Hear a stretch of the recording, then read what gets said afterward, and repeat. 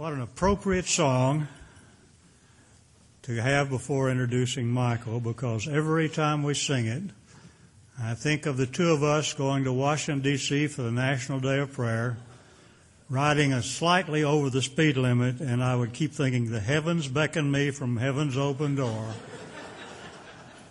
If you're a visitor, we ride motorcycles. I apologize for that. One of the things also that I need to bring to your attention is after we're through, there will be a table out at the back, and it will have on it things from Africa that have been made by the people there. Kathy brought some back. Doris brought some back, and these are not free gifts. We're not charging for them, but leave something to help the work in Africa if you're going to pick something up there. They asked me if I could introduce Michael Fortson. I told them I wanted to be very careful because I expect him to speak sometime during my funeral, and I don't want him to have the last word. Michael and I were friends, brothers, and associates for 25 years here. I used to think about traveling when I'm going along the road, what I would say at his funeral. Unfortunately, that's not going to happen. So he just keeps being healthy. But what I would say is that he is a man in whom there is no guile. I know you know that from the Scriptures. We worked together for all those years, and to the best of my memory, never had a cross word. And a great deal of that was because he didn't say anything about what I was doing. Michael and Doris started out their life together as far as missionaries in Africa. Now they're finishing these closing days of life back in Africa doing a fantastic work. They looked for something really good that they needed in Africa, and the care of very small babies was a very large issue there. Most of the orphans' homes would not take them. They're too expensive. They require too many people. So Michael and Doris decided they would take on the impossible. They've done that. With the help of God, they continue to do that. I just want you to know that there are no two people in the world I respect more. Michael for his gentleness with me, and Doris for the energy she put into both of us as we work together. Michael.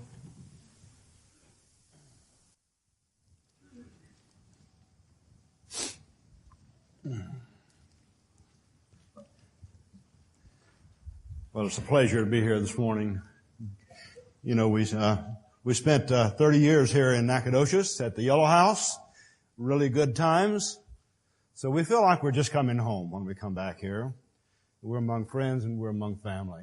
And it's always a pleasure. And I just want to begin by saying thank you very much. Thank you for all that you have done to support our work in Tanzania. And, you know, I was reflecting about that and thinking what the Apostle Paul said to the Philippians chapter 4, when he talked about the work which he did. He said, you were the only church that supported us in this work. And he's saying that they not only did it once, they did it twice, and they did it again. So he was thankful for those Philippians for what they did. And he said, I don't want to say this, you know, for any reason except I want you to have the reward of the blessing that you have bestowed. And that's the way we feel. 3 years ago, I went to Tanzania and left Doris here, and I went to establish what we now call Neema House, our effort to help orphaned and abandoned babies in Arusha, Tanzania. And before I left, you know, I had a vision of what I would do. I was going to go there. I was going to find some property. We were going to build a building. We were going to start helping orphans, and you know, it was just going to fall into place. So I sent a message to the elders here and said, you know, we're going to need to buy some property. I think we can buy this property for $60,000. Can you help us? So they said, we're going to give you a challenge. We're going to pledge $30,000 if you can raise $30,000, then you'll have your $60,000 for this property. Well, I left for Africa not having any money, but with the promise. They said, we're going to give you till the end of the year to raise this $30,000, then we'll match it. You know, and so I started writing letters. We started making phone calls. We started asking people to help us, you know, and I think about in August, we came up with $30,000. And so North Street gave us $30,000, and we had that beginning for what we needed in Tanzania. And I guess you could say the rest is history. But the Lord has just blessed this, and He's opened the doors. So I have a tremendous debt of gratitude toward you. You've been our encouragers and our helpers all along the way. Not just once, but twice and 3 times, and I'm sure even more than that. And so God bless you. We thank you. We thank you very, very much. As I mentioned to someone in the foyer, we're not getting any younger. I'm 72 years old now. Not quite as old as Bill Sherrill. And who knows who's going to preach whose funeral. You know, we live day to day, and we're just thankful for the energy that God gives us. But some of you remember when I first came here and I had hair, okay? That's gone long ago. Both Doris and I now wear hearing aids, you know, and we have to have corrective lenses. Well, you know, God has blessed me with the ability to read without glasses most of the time. But my ophthalmologist told me last year, he said, your vision is getting better. It's 20/70 now. And I said, the bigger the number, the better, isn't it? You know? So, as you well know, that's not very good. So most of you all are just kind of a blur out there. All right. You've heard the story about the group of senior citizens sitting around discussing their ailments. You know, and one said, you know, my arms are so weak I can hardly hold this cup of coffee. Another one said, well, my cataracts are so bad I can't even see that cup of coffee. You know, another one said, my neck is so stiff from this arthritis I can hardly turn it. And another one said, oh, in my blood pressure pills, they just make me dizzy all the time. They sat there and said, well, you know, that's just the price of getting old. And finally one popped up and said, but thank God at least we can still drive.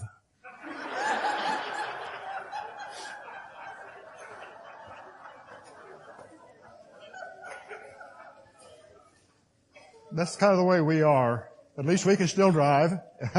And that's good because we've been doing a lot of driving lately. We were in Nacogdoches last weekend. Some of you saw our picture in the paper. We didn't know that was going to happen, but that's really great. You know, God has opened that door for us. And we'll have to go back to Temple this afternoon, go to Austin Monday night. Then Tuesday I drive to Houston and fly off to Africa again. And so, you know, we're thankful that we can still do those kinds of things.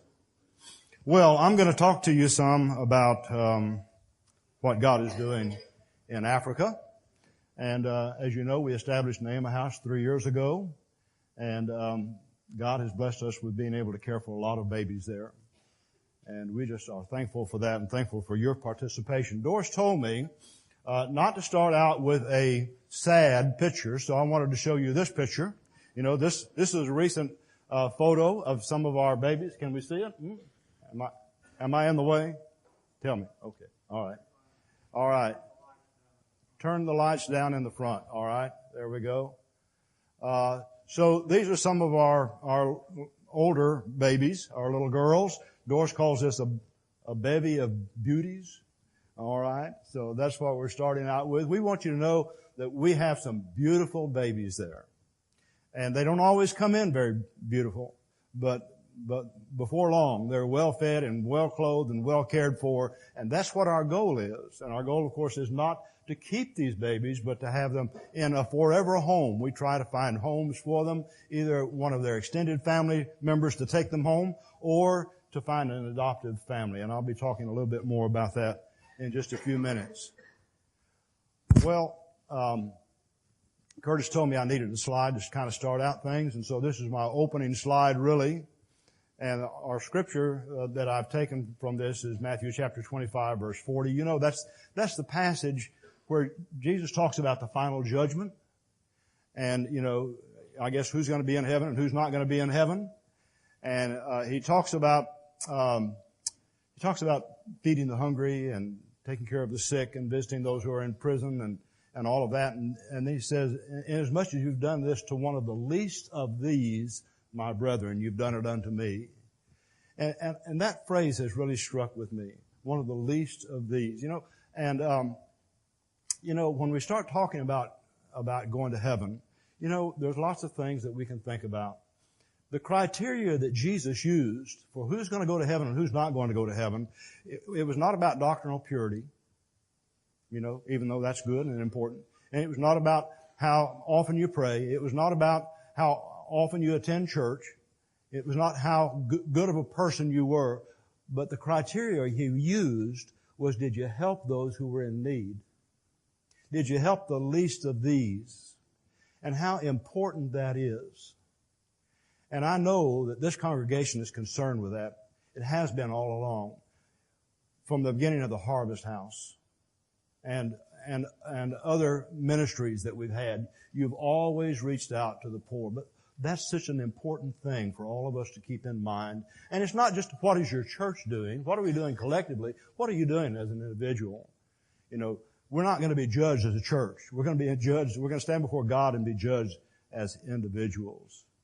So have we done it unto the least of these? And when I started thinking about that, when I started thinking about the heart of God and about how He reaches out to those in need, I've had to think about this picture here. Because this picture to me represents one of the least of these. This is a Messiah woman who we helped with her babies. Her name is Naha. And she comes from a very remote Messiah village. We discovered her when we were in that area helping some others. And we discovered that she was kind of an outcast. She was living kind of on the outside of the village and no one was really helping her. And her husband is somewhere off trying to earn a living and then she hasn't seen him in a long time. And but she was here with her children and she had twins who were newborn. And they were very, very small, and they were very, very weak. So it was decided to bring Naha and her babies into the city of Arusha, where we live, and take them to the hospital, care for them, and then bring them to the Neema house and care for them. So that's what we did. I'm not going to take a long time to tell this story, but the larger of the two twins, the little girl, didn't make it. She died. She got pneumonia, went into the hospital, and in one day she was gone. So here she is left with the little boy, and you can see how fragile he looks. Her children have a syndrome that is a very rare syndrome called Bell syndrome. They are deformed in a certain way. Their hands are closed and their thumbs are bent over, and it's an unusual and difficult thing. But this was a family that needed some help, And this to me was one of the least of these. But I want you to see what Elisha, the little boy, looks like now, and how he has improved. I love the before and the after photos, and that's really what this is. And this is part of what Neema House is doing, caring for these little babies that are totally helpless and have no one to turn to. Had we not intervened, Elisha would also be dead. But this story has kind of a silver lining, I guess you'd say, because as we ministered to them in Neema House, we got to talking with Naha, and she didn't speak Swahili, didn't speak English. She only speaks the Maasai language. But through one of our nannies, we did some interpretation. We asked her, did she know who Jesus was? She says, well, I've heard about Jesus, but I really don't know him. What did he do or anything? So we started teaching her, and over a period of a few days, she said, when I'm baptized, I will follow after Jesus. And so we were able to take her to a safari lodge and baptize her into Christ. And so we're reaching out to the helpless and the poor, and both physically and spiritually. I want you to know that. This is the front of Neema House. Many of you have seen this picture before. These are some of our volunteers who are there. We're getting ready to go for a walk. We do this every day. We walk through the neighborhood, and the neighbors see us, and they wonder what we're doing. They're complimentary about what we do. Some of our neighbors are Muslims and Hindus, and they come and they see what we're doing in the name of Christ, and they're not only complimentary, they make contributions to help us there. I'm going to have to ask my wife to help me a little bit. This is one of our newest babies, Patricia. She just came to us last week. Her story is that her mother was not able to care for her. And I'm not sure exactly the circumstances, but this happens very frequently in Tanzania. When a mother can't care for a baby, they'll often just lay it down and walk away. Fortunately, this one sought some help, and so we have Patricia with us now, and she's a beautiful little baby. This is our most recent baby. Just about 2 days ago, Noreen came to us. Noreen's mother passed away, and Noreen's mother had HIV, and so she died. Noreen has come to us. She's 11 months old and weighs 8 pounds. So she's severely malnourished. Not only that, she also is HIV positive. On top of that, she has pneumonia now and is in the hospital. We want you to be praying for this baby. Our doctor has said, this is going to be a tough one. We don't know whether she'll make it. So pray for Noreen. Well, here's what Neema House is really all about. It's about adoptions. It's about finding forever families for these babies that God has brought to us. And this is Deborah.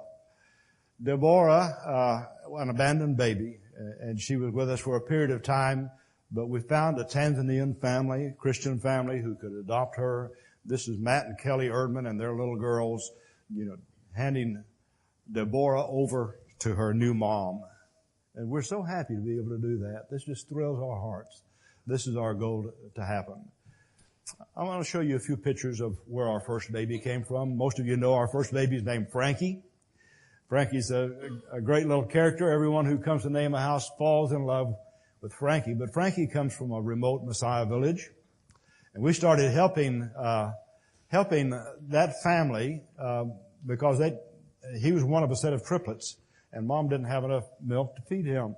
So we started taking food there. But this is that particular village. The women from this village still walk about 5 miles a day to get water. Thanks to Doris Johnson and others, within the next month we hope to be doing a borehole in this village. And we expect to strike a good source of water and provide this village and the surrounding villages with a good source of drinking water. So we're so appreciative of that. This will be a life-changing thing for these people in Frankie's village. They also have to walk a long ways to carry wood for cooking. This is still a primitive type of living, something most of us cannot even imagine. Here's Kathy with a grandmother, as a matter of fact, Frankie's grandmother, in that village. And so Kathy has visited this village several times, and she knows the conditions there. And here we are with Frankie's family.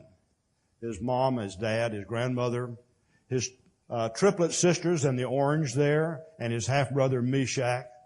And we support this family and continue to take food to them. We want to send the girls to school, so we're looking for people to help us to be able to do that. When we first got Frankie was 6 months old and weighed 5 pounds. Frankie was very, very ill. We had gone out to take food and formula to the family, and we discovered how ill he was and that he might not survive, so we took him to the hospital. The doctors examined him, put him in the hospital for about 17 days, and he has come to stay at Neema House. And I wanted to show you this picture because this is the house that Frankie was living in. Frankie and his siblings, there were six siblings altogether, mom and dad and a baby calf, all living in this great house that you see here. So I want you to know the conditions that he came from. We're talking about poor conditions. And we're talking about the least of these. But here's Frankie today. And Frankie was ready to go to church. We dressed him up, and he had the Bible in his hand and ready to get in the car and go to church. We visit churches every Sunday. We take babies with us, and we hold them up in front of the congregations and say, "This is so-and-so, and they are looking for a new mom and dad. And if you're interested in helping us with that, we would love to talk with you."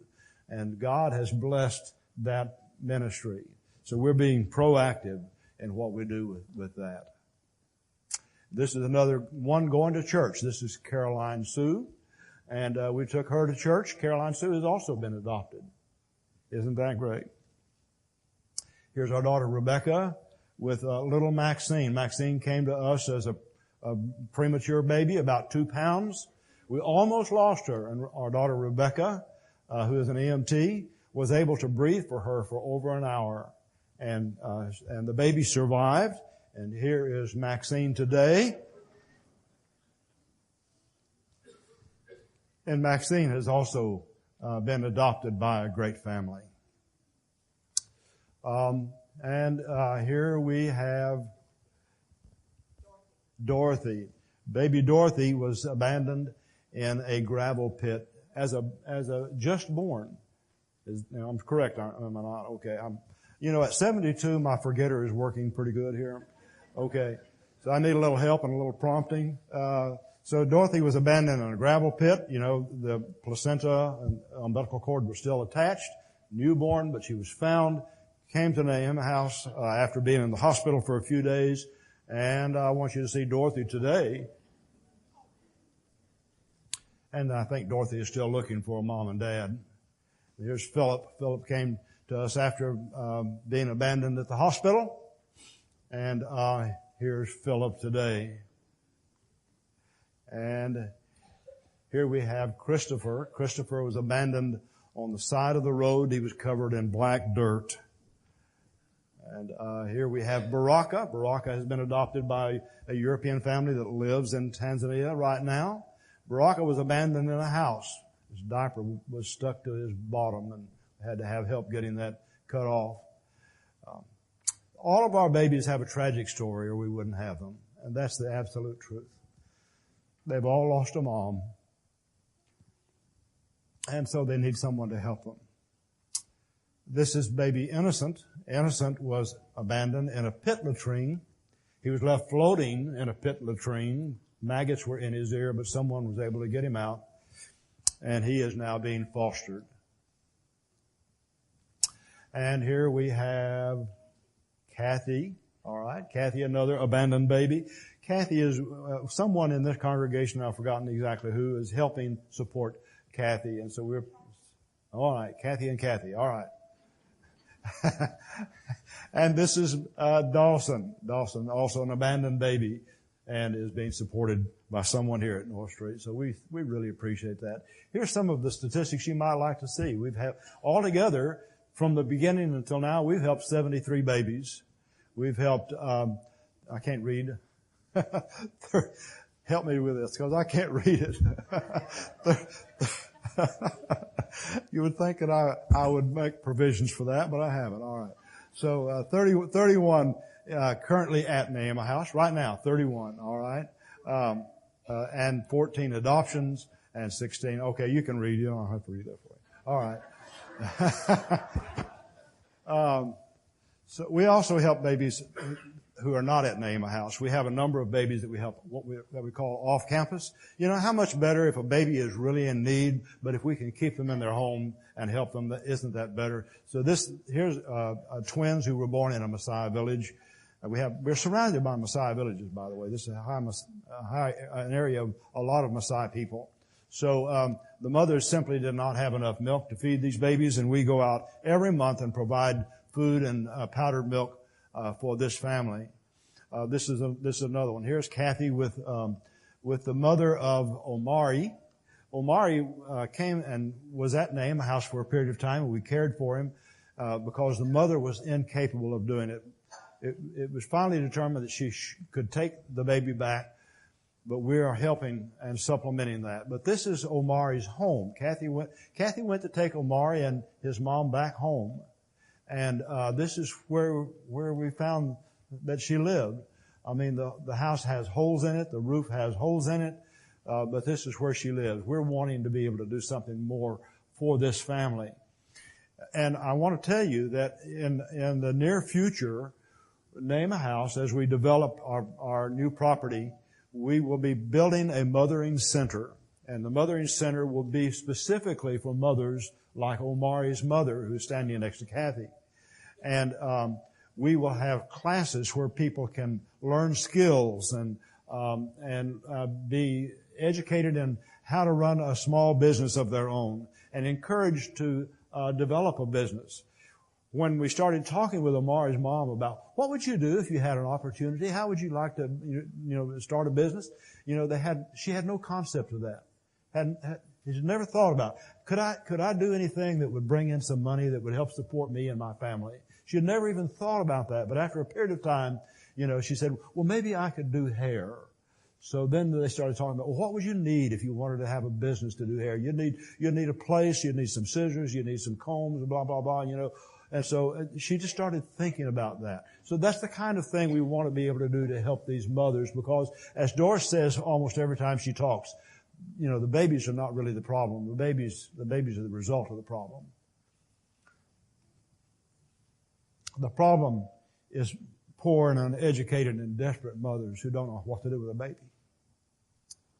So if we can help that, we can help this whole problem.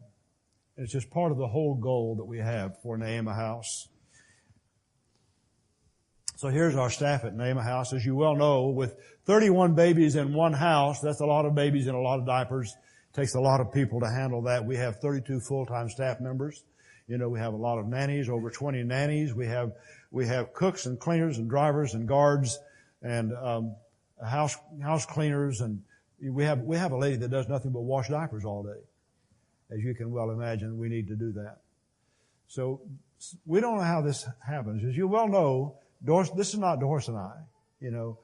We're not the well-known people who can pick up the phone and call someone influential and say, "Can you give me $1 million to help this situation here?" No, we depend on God to do this. This is God's work. This is what God has done. And God has opened the doors, and God is making the provision month by month to provide the formula and the food and the transportation and the needs of our babies at Neema House. We have a lot of great volunteers at Neema House, like Hattie Wasserman. Hattie, I can't remember your last name, but you know Hattie. And so she was there. And our volunteers, when they come to Neema House, they fall in love with these babies. And you can tell that that's what's happening right here. You can't come and spend time there without it touching your heart and changing your life. This is a young couple that came from Belgium last summer.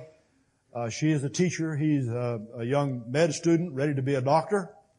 And they're holding 2 of our abandoned babies. They came in one day, and when Doris was ready to teach a Bible class to the nannies, and they said, "We've never been to a Bible class. Can we come?" And so, of course, we invited them in. And what we've discovered is that God has opened another door for us to minister to volunteers from all around the world. Last year, we had over 100 volunteers from 22 different countries.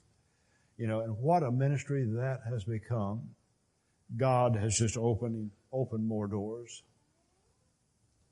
This is a group of Aggies for Christ that are currently at Neema House. And as you can see, they're all holding babies. The guys, that they didn't really come to hold babies. They came to do some construction work. So we're taking them out to our building site, and they're getting to have some hands-on with building and things like that. So that suits them well. But you just can't come to Neema House without holding a baby. And so here they are, and we're so thankful for that. We've had students from the Worldwide Witness Program at ACU, and we've had Harding students and Oklahoma Christian students, and now we have Aggies for Christ involved. And we're thankful for all who come and who volunteer and who help. Not only do volunteers provide a help for Neema House, but they receive something in return. they receive a blessing because of what they're doing. This is our daughter Rebecca. As you know, Rebecca is currently at Neema House, and she has moved there. She plans to spend a lot of time, a lot of years there.